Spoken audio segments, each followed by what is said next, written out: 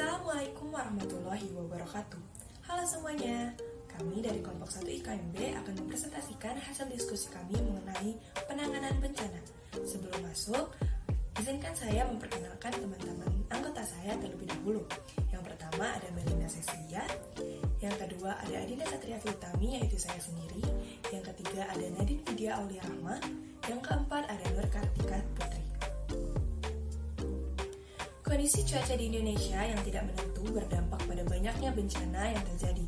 Cuaca bisa berubah-ubah setiap saat, yang menyebabkan kita harus selalu siap siaga dalam menghadapinya.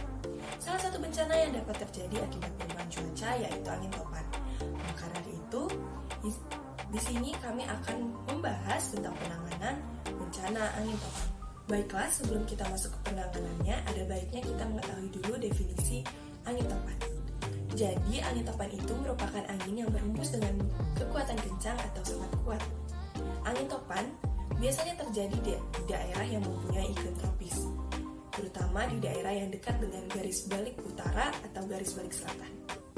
Angin topan berwujud pusaran angin kencang dengan kecepatan angin sekitar 120 km per jam atau lebih.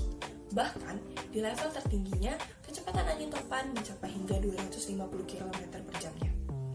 Angin topan biasanya muncul ketika pergantian musim. Baiklah, di sini saya akan melanjutkan penjelasan terkait penyebab terjadinya angin topan. Yang pertama, penyebab terjadinya angin topan ialah perbedaan tekanan. Angin topan biasa terjadi karena disebabkan oleh adanya perbedaan tekanan udara dalam suatu sistem cuaca.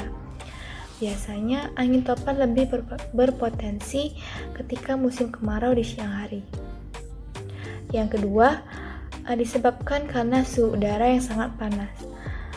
Angin topan juga terjadi ketika suhu udara yang sangat panas, tepatnya pada siang hari. Pada saat tengah hari ketika udara menjadi sangat panas, maka lapisan atmosfer juga akan menerima suhu panas yang lebih besar, namun tekanan udaranya rendah. Karena hal itulah, maka akan terjadi perpindahan tekanan udara dari tempat yang mempunyai suhu rendah ke tempat yang memiliki suhu yang lebih. Yang ketiga, penyebab yang ketiga ialah penguapan air laut yang berjumlah besar. Angin topan lebih banyak terjadi di lautan daripada di daratan, terlebih di kawasan samudra yang dekat dengan garis khatulistiwa. Beberapa samudra yang notabene-nya sering terjadi angin topan adalah di Samudra Pasifik dan Samudra Atlantik. Penyebab yang keempat adalah pusaran angin yang terjadi berjam-jam. Terbentuknya angin topan juga karena disebabkan adanya pusaran angin yang telah berlangsung selama beberapa jam. Angin topan yang terjadi di Indonesia dikenal juga sebagai angin badai. Biasanya angin ini datang dengan mendadak. Selanjutnya, dampak terjadinya angin topan. Angin topan menimbulkan kerugian di berbagai bidang. Beberapa kerugian atau dampak dari angin topan antara lain sebagai berikut. Nah, yang pertama di bidang perhubungan. Dampak dari angin topan yang pertama mengenai bidang perhubungan. Angin topan tidak hanya mempengaruhi bidang transportasi laut saja, namun juga bidang transportasi darat dan juga udara. Nah, contohnya di bidang transportasi udara yaitu pesawat menjadi tidak aman apabila terbang dalam cuaca yang tidak stabil. Nah, sedangkan untuk transportasi darat, angin topan mempengaruhi kelancaran transportasi darat karena dapat membuat kondisi darat menjadi porak-poranda dan bisa menumbangkan pohon-pohon yang ada di daratan. Nah, sementara untuk transportasi laut, keberadaan angin topan menyebabkan kapal-kapal yang melintas bisa tergulung oleh ombak yang bisa mencapai tinggi yang bermeter-meter. Terus, dampak yang kedua di bidang telekomunikasi. Nah, telekomunikasi bisa berjalan lancar dengan bantuan satelit. Nah, apabila keberadaan satelit menjadi terganggu, maka sistem komunikasi juga akan terganggu. Adanya tekanan udara yang berbeda dan angin kencang juga bisa mempengaruhi atmosfer bumi. Yang ketiga ada bidang pariwisata. Bidang pariwisata tentu menonjolkan keindahan alam yang dapat dinikmati oleh wisatawan. Namun, ketika angin topan menyerang, maka akan menimbulkan berbagai kerusakan yang membuat lingkungan menjadi tidak indah lagi. Selain tidak indah lagi, juga dapat menimbulkan berbagai macam mara bahaya bagi para wisatawan. Yang keempat ada bidang pertanian. Angin topan mempunyai kecepatan yang sangat kencang dan kekuatan yang sangat besar. Hal ini jelas akan mengganggu penyerbukan dan membuat pertanian menjadi gagal panen. Selain membuat petani gagal panen, angin topan juga akan merusak lahan pertanian sehingga menjadi sulit untuk digunakan atau ditanam. Terakhir, bidang pembangunan. Angin topan juga dapat mengganggu terjadinya proses pembangunan yang tengah dilakukan. Salah satu alasannya adalah karena pembangunan bisa terangkat hingga ke dasarnya atau bahkan bergeser hingga akhirnya menjadi roboh. Terima kasih, saya kembalikan kepada moderator. Selanjutnya yaitu upaya penanganan bencana angin topan. Sebelum datangnya angin, yang pertama yaitu dengar dan simaklah siaran radio atau televisi menyangkut perakiraan terkini cuaca setempat. Yang kedua, waspadalah terhadap perubahan cuaca. Yang ketiga, waspadalah terhadap angin topan yang mendekat. Tanda-tanda bahaya sebagai berikut. Yang pertama, langit gelap, sering berwarna kehijauan. Yang kedua, hujan es dengan butiran besar. Yang ketiga, awan merendah, hitam, besar, seringkali bergerak berputar.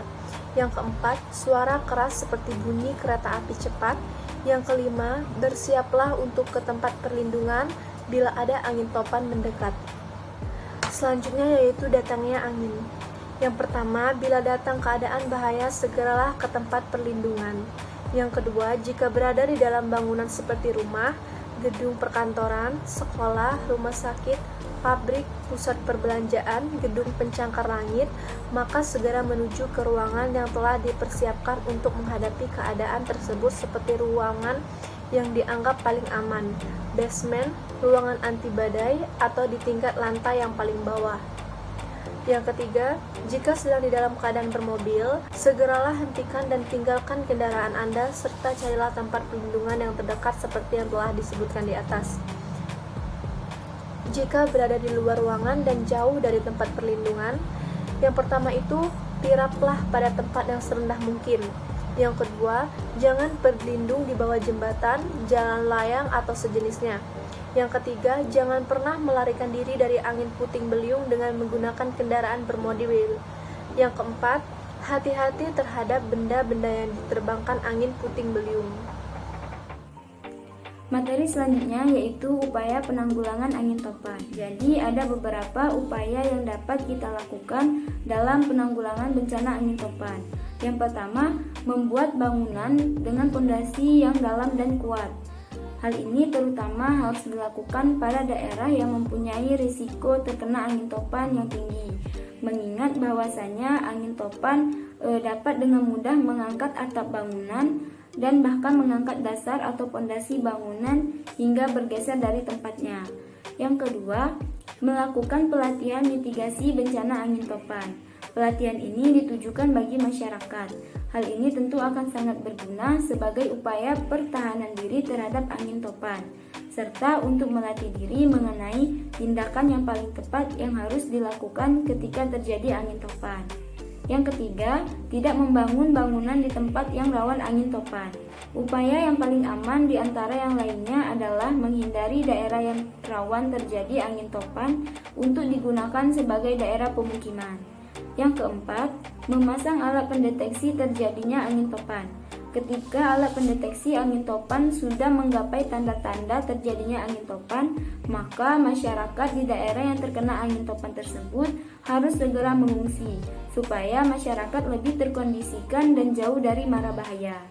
Nah, mungkin itu saja penjelasan dari kami mengenai penanganan bencana angin topan. Jika ada kata-kata yang salah, kami mohon maaf. Kami akhiri. Wassalamualaikum warahmatullahi wabarakatuh.